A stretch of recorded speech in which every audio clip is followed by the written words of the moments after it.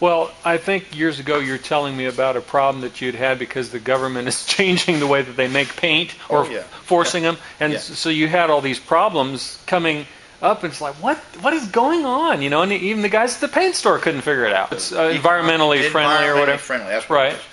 So they had changed the formula.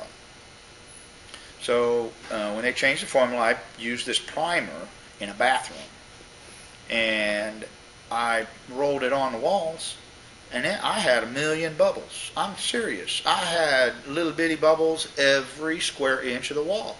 It was crazy. And they told me I had water in the surface. I said, no, this is new drywall, brand new. And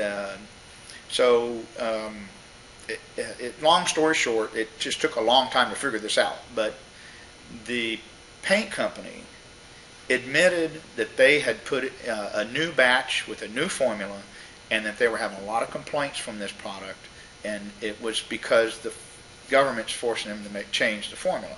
So, it made me look bad that I didn't know what I was doing, but in reality, it was the paint store or the paint factory, the fabrication of the paint company. They were making changes, and they weren't working. It made a terrible.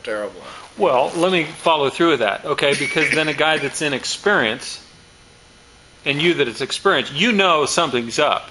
Okay, yeah. But then the issue of, well, who's paying for this extra cost of you putting it on and painting and all that stuff? Because let's say I had you do it, but you did it to my wall and it's all screwed up, and it is, and it's like it's not your fault, but it's I'm paying you $1,000 for the job or whatever it is.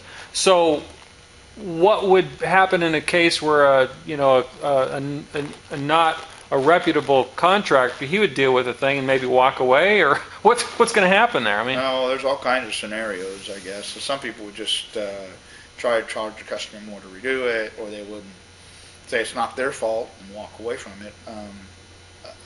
I tend to think that's part of my tuition fee. I consider it my learning curve, and if things happen out of my control, I try to learn from it and use it in a positive way. Okay.